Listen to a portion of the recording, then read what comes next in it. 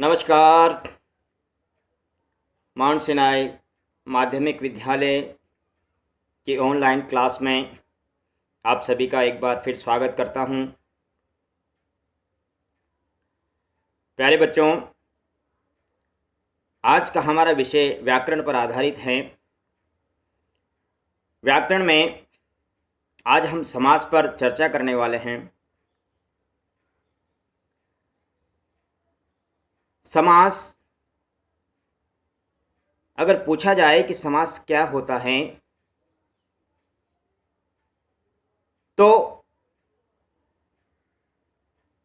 केवल इतना ही कहना काफ़ी होगा कि किसी भी बात को बिल्कुल संक्षिप्त करके प्रकट करना ही समास होता है। जैसे हमारे घर में अलग अलग भाग को हम अलग अलग नाम से पुकारते हैं। जैसे जहाँ पर भोजन बनाया जाता है उसको बोलते हैं रसोई के लिए घर। तो उसको रसोई के लिए घर न बोलकर हम क्या बोल देते हैं, रसोई घर। के लिए को हमने बीच में से हटा दिया और उसको संक्षिप्त कर दिया। शयन के लिए कक्ष, के लिए हटा दिया, क्या लिख दिया, शयन कक्ष।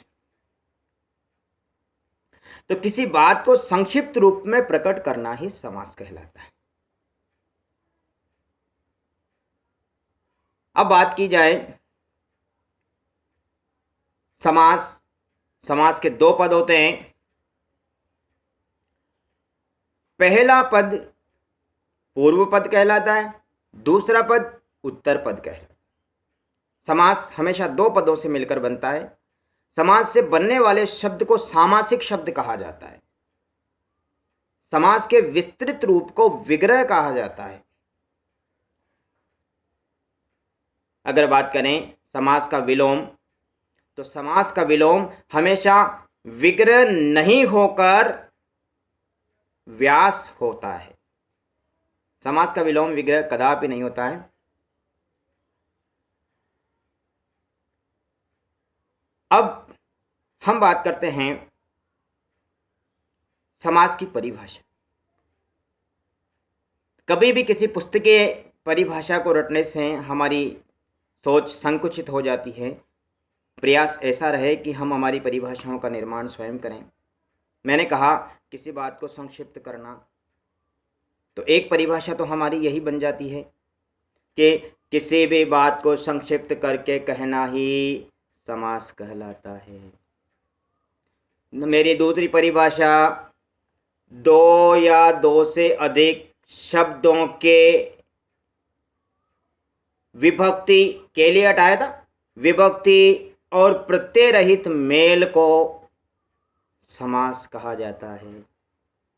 मेरी तीसरी परिभाषा, हमेशा दो पदों से मिलकर बनेगा समास। तो दो या दो से अधिक शब्दों के मेल से बनने वाले नवीन शब्द को समास कहा जाता है।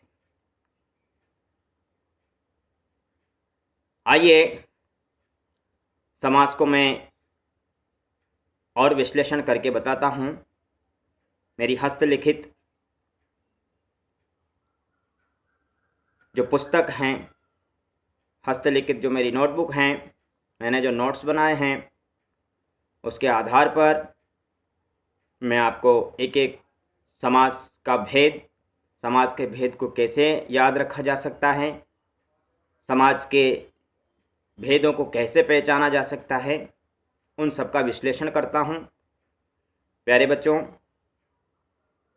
हस्तलिखित प्रतिलिपि मैं आपको PDF के माध्यम से भी भेजता हूँ। ध्यान रहे, मेरा ये टॉपिक सभी क्लासों के लिए महत्वपूर्ण है, चाहे वो 6th हो, चाहे वो 7th हो, चाहे वो 8th हो, चाहे वो 9th हो या फिर वो 10th हो। आइए अब हम बात करते हैं समास के भेदों पर। तो आपको दिखाई दे रहा होगा, मैंने यहाँ पर एक उदाहरण लिखा है, द्वंद्वी अब तक। इस द्वंद्वी अवतक सूत्र की सहायता से आप समास के समस्त भेदों का नाम याद रख सकते हैं।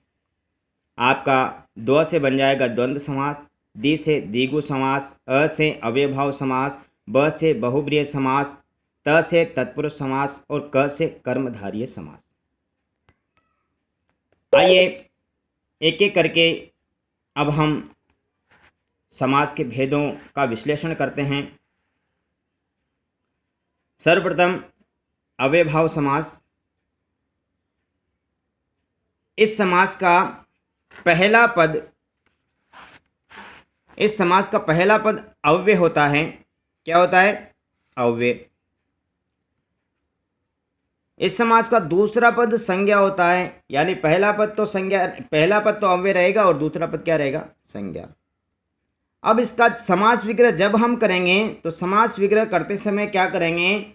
अव्यय शब्द का अर्थ संज्ञा के साथ जोड़ देते हैं। ये देखिए, ये प्रतिवर्ष, पहला पद प्रति अव्यय है, वर्ष संज्ञा है, प्रति अव्यय है, शत संज्ञा है।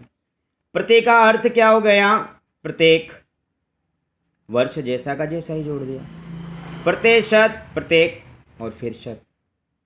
तो जिस समाज में पहला पद अव्यय हो, दूसरा पद संज्ञा हो, वहां पर हमेशा अव्ययभाव समास होता है।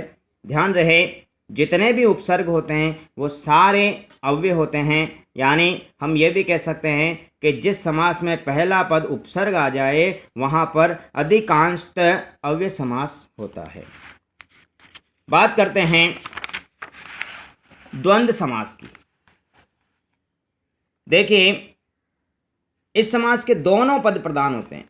प्रधान का मतलब, जैसे मान लो हम नाम सुनते हैं प्रधानमंत्री। प्रधान यानी महत्व रखने वाला, वो सबके बीच में अपना एक विशेष महत्व रखने वाला है। प्रधान किसे कहेंगे? जो अपना एक विशेष महत्व रखता हो। तो इसमें दोनों पद बराबर महत्व रखते हैं। अब दूसरा बिंदु इसमें है, ये समास बहुवचन का बोध कराता है। हमारे समास किसका बोध करा रहा है? बहुवचन का, क्योंकि इसमें हमेशा दो व्यक्ति रहेंगे। अब तीसरी बात, विपरीतार्थक शब्दों में सदैव द्वंद्व समास होता है। जहां जितने भी विलोम शब्द आएंगे वो सारे द्वंद्व समास रहेंगे। देखिए, यहां लिखा है मैंने माता पिता, दाल रोटी, गुरु शिष्य, सुबह शाम, गुण दोष, दिन रात। एक प्रश्न का उत्तर चाहूंगा। अगर आपसे ये कहा जाए बेटा कि आपको केवल अपनी माता के साथ ही रहना है, आपको अपने पिता के पास नहीं जाना है, उनके समीप तक नहीं जाना है, तो बताइए क्या आप खुश होंगे? शायद नहीं। अगर आपसे कहा जाए कि आपको केवल पापा के पास ही रहना है, मम्मी के पास तक ही नहीं जाना है, तब भी क्या आप खुश होंगे? कदापि नहीं। यानी जिस प्रकार से आपके जीवन में माता और पिता दोनों का समान महत्व है, उसी प्रकार इस समास में दोनों पद प्रधान होते हैं। दोनों पदों का समान महत्व होता है। देखिए, दाल, अगर आपसे कहा जाए कि आज दाल ही खा ले, तो क्या खाओगे? कदापि नहीं। अगर आपसे कहा जाए केवल रोटी मिलेगी आज, तब भी आप नहीं ग्रहण करोगे। गुरु और शिष्य, जीवन में गुरु का जितना महत्व है उतना ही शिष्य का है। अगर हम गुरु भी तभी गुरु कहलाएगा जब उसके शिष्य उसका सानिध्य ग्रहण करेंगे। और हाँ, सुबह शाम, जितना जीवन में सुबह का महत्व होता है उतना ही हमारे जीवन में शाम का महत्व होता है। जीवन में प्रत्येक व्यक्ति के पास गुण और दोष दोनों होते हैं। दिन रात, दिन का जितना महत्व होता है उतना ही रात का महत्व होता है। तो ध्यान रहे, दोनों पद प्रधान होते हैं। इस समास विग्रह करते समय दोनों पदों के बीच और अथवा एवं जोड़ देते हैं। जब भी समास का विग्रह किया जाता है तो दोनों पदों के बीच में या तो और जोड़ दिया जाता है या अथवा जोड़ दिया जाता है, यानी एवं जोड़ दिया जाता है। उदाहरण के लिए देखिए, आपने अगर स्कूल में कोई गलती करी है, आपने कोई शरारत करी है, तो आपसे सर ये कहेंगे कि जाइए अपनी माता और पिता को बुला के लाइए, या अपनी माता या पिता को बुला के लाइए, अपनी मम्मी एवं पापा को बुला के लाइए। तो दोनों पद प्रधान होते हैं।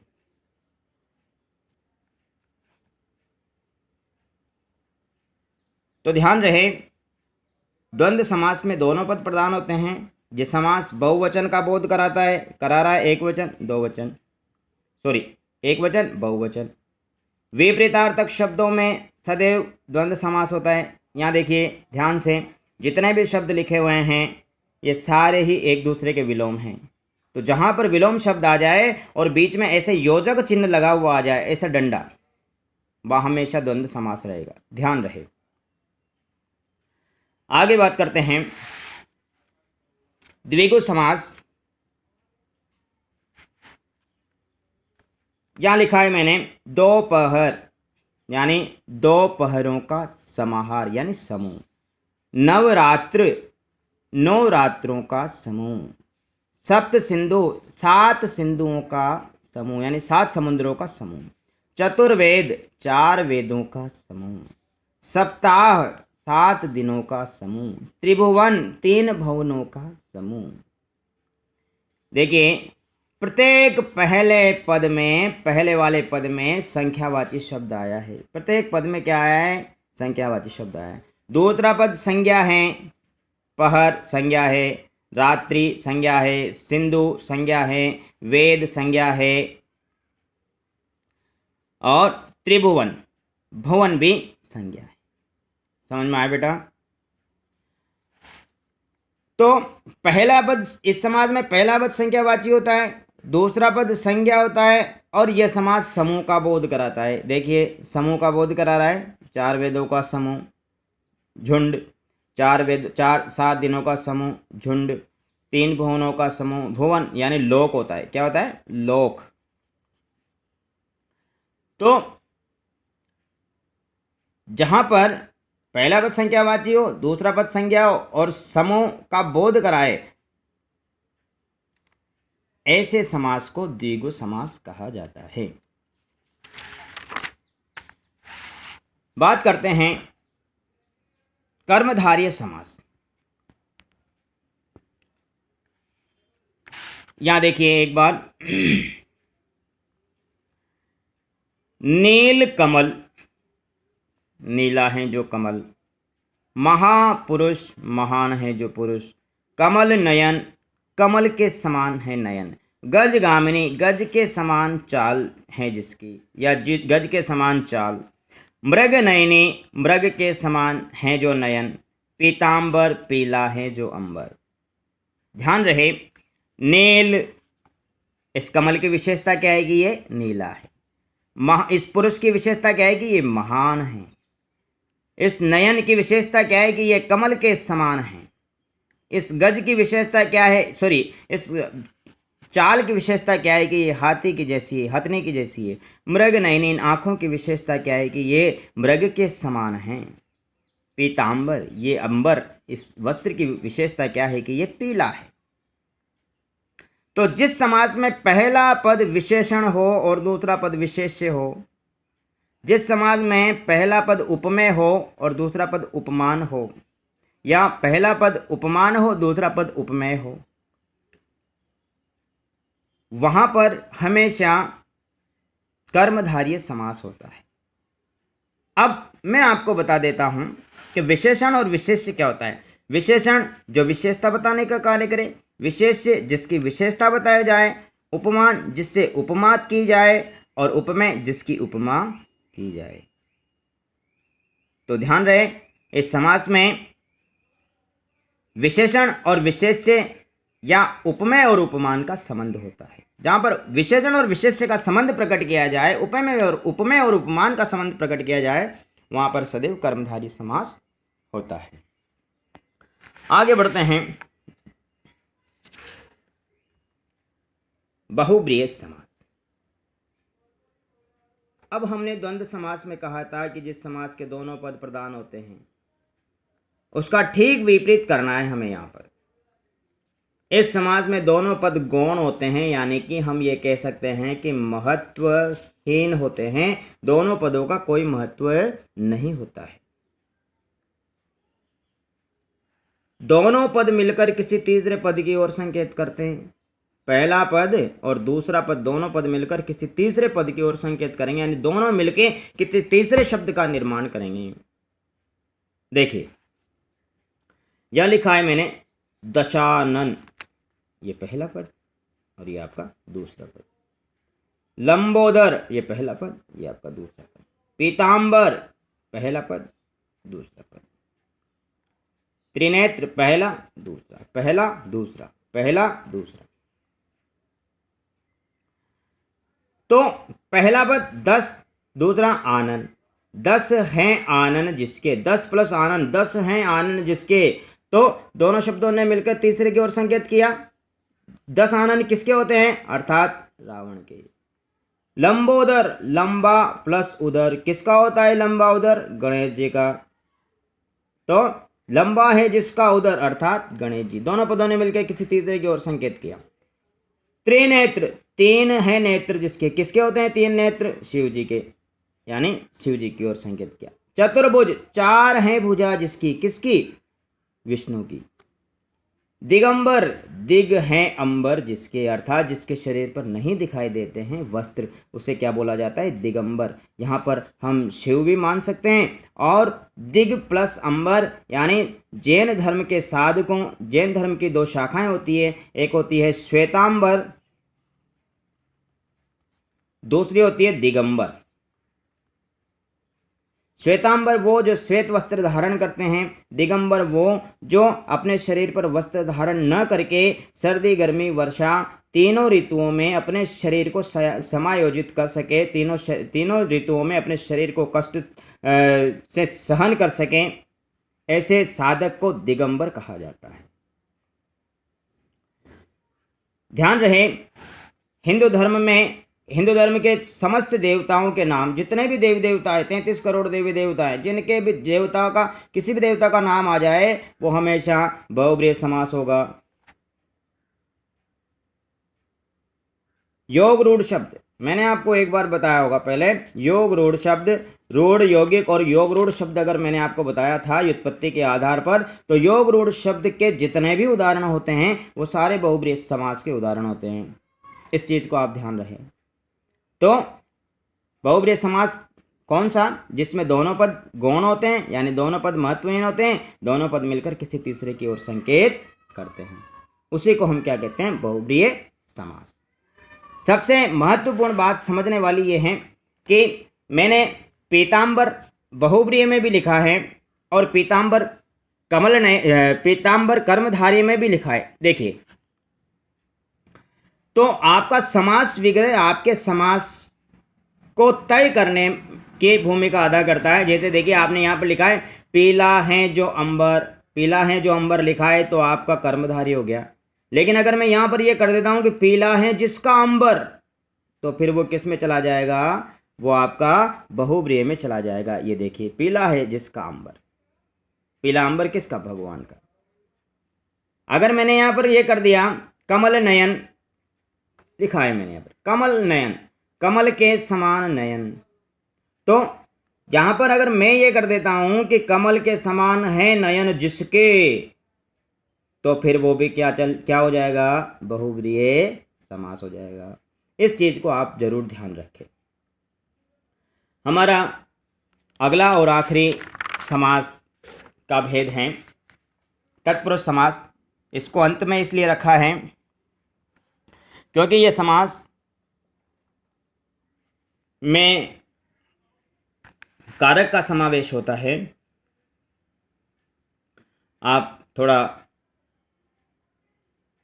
ध्यान से देखें, आपके लिए सबसे जटिल समास यही है, इसलिए मैंने इसको अंत में रखा है।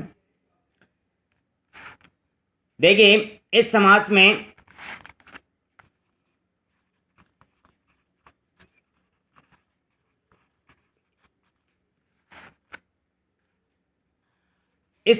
क्या होता है, पहला पद और दूसरा पद।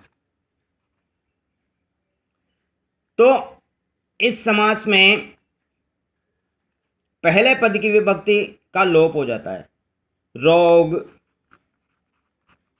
ये से, रोग से, तो इस विभक्ति का लोप हो गया, पहले पद की विभक्ति का लोप हो गया। रोग से पीड़ित। पहले पद की विभक्ति का लोप हो गया, रोग से। उत्तर पद प्रधान होता है पीड़ित, ये जो आपका द्वितीय पद होता है वो प्रधान होता है। आगे देखिए, कर्ता और संबोधन कारक को छोड़कर सभी कारक चिन्हों का लोप हो जाता है। कौन कौन से कारक को छोड़ेंगे? एक तो कर्ता कारक नहीं आएगा इसमें, और एक संबोधन कारक नहीं आएगा। बाकी जितने भी 6 कारक हैं, 8 कारकों में से 6 के 6 कारक आएंगे और उन 6 कारक चिन्हों का लोप हो जाएगा। जिस कारक चिन्ह की विभक्ति का लोप होता है, हम उस जिस कारक चिन्ह की विभक्ति का लोप होता है, हम समास को उसी का नाम दे देते हैं। जैसे यहां पर देखिए आप, कर्म तत्पुरुष समास। स्वर्ग को प्राप्त, स्वर्ग को प्राप्त लिखा है। अब ये को कारक चिन्ह की विभक्ति का लोप हो गया, तो यहां पर क्या आ गया? स्वर्ग प्राप्त। सामासिक शब्द क्या बन गया आपका? स्वर्ग प्राप्त। ठीक, तो को कारक चिन्ह की कर्म कारक चिन्ह की विभक्ति का लोप हुआ है और इसका कारक चिन्ह को, तो इसको हमने नाम दे दिया कर्म तत्पुरुष समास। आगे देखिए, रोग पीड़ित, रोग से पीड़ित, करण तत्पुरुष। कर्ता ने कर्म को करण से, करण वाला से, इसका क्या, इस से क्या तात्पर्य लगाया जाता है? क्रिया के साधन का पता चले। कर्ता के जिस रूप से क्रिया के साधन का पता चले उसे क्या, कौन सा कारक कहते हैं? करण कारक। तो किससे पीड़ित है? रोग से। तो क्या हो गया? करण कारक की विभक्ति का लोप हो गया। तो यहां पर कौन सा समास हो गया? करण तत्पुरुष समास। आगे देखिए, संप्रदान तत्पुरुष समास। के लिए, संप्रदान के लिए, तो के लिए विभक्ति का लोप हो रहा है, गुरु दक्षिणा। तो कौन सा समास हो गया? संप्रदान तत्पुरुष। अपादान से अलग होने के अर्थ में इससे में और इससे में अंतर है। इससे में ये स क्रिया के साधन का पता लगाता है और ये से अलग होने के अर्थ में प्रकट होता है। ये 8 अर्थों में प्रयोग किया जाता है, लेकिन मैंने यहां पर केवल एक ही अर्थ में प्रकट किया है। देश से निकाला, देश से अलग हो रहा है, तो देश से निकाला, देश से अलग हो रहा है, तो अलग होने के अर्थ में से का प्रयोग हो रहा है। तो यहां पर कौन सा समास हो जाएगा? ये हमारा अपादान तत्पुरुष समास। आगे देखते हैं, संबंध तत्पुरुष। काके की रारे री का, जहां पर संबंध प्रकट करने का काम किया जाए। गंगा का जल, गंगा और जल के बीच में संबंध प्रकट किया जा रहा है, तो गंगा का जल, का कारक चिन्ह का लोप हो जाएगा, हो रहा है। तो कौन सा? संबंध तत्पुरुष समास। अधिकरण तत्पुरुष। अब अधिकरण में, पे, पर, में पेपर, तो ये रहा यहां पर आपका पर, इस पर का लोप हो रहा है। कुछ लोग कहते हैं ये तो अंटशंट काम करता है। अंटशंट यानी ऊंट पटांग काम करता है। ऊंट पटांग काम का तात्पर्य होता है ऊंट के ऊपर टांग रखने के जैसे काम। तो ऊंट पटांग, ऊंट पर, ऊंट के ऊपर टांग रखना, ऊंट के ऊपर टांग रखने जैसे काम करता है।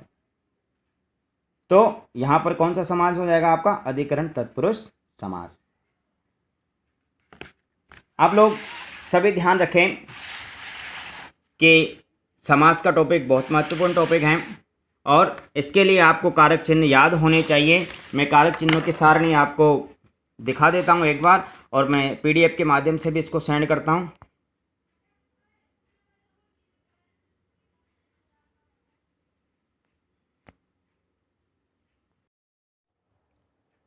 आशा करता हूं कि आपको समास अच्छे से समझ में आ जाएंगे। फिर भी जितना ज्ञान मुझे अपने गुरुओं से मिला है मैंने आपको देने का प्रयास किया है। आपको फिर भी अगर लगता है कि कहीं पर कोई त्रुटि है या कोई डाउट है तो आप मुझे मेरे व्हाट्सएप नंबर पर संपर्क कर सकते हो। जय हिंद, जय भारत।